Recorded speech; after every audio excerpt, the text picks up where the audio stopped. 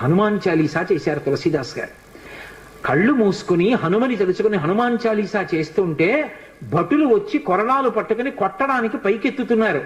ఆశ్చర్యం ఏమిటంటే ఆ రోజున పాదుషా కోట అంతఃపురం అంతటా పెద్ద పెద్ద కోతులు వచ్చి ప్రతి సైనికుడి చెయ్యి పట్టుకున్నాయి కదలకుండా.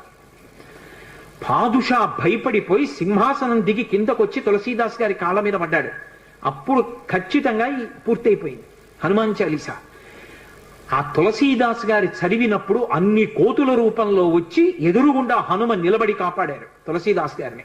అందుకే అప్పటికీ ఇప్పటికీ ఎప్పటికీ కూడా హనుమాన్ చాలీసాకి అంత శక్తి. తులసీదాస్ గారు ఎప్పుడు మాట్లాడుతూ ఉండేవారు స్వామి హనుమతోటి. రామాయణ రచన చేసేటప్పుడు రామచరితమానస్ రాసేటప్పుడు ఏ ఏ ఘట్టం దగ్గరికి వచ్చేటప్పటికి ఆయా ఘట్టం దగ్గర మళ్ళీ హనుమకి చదివి వినిపిస్తూ ఉండేవారు.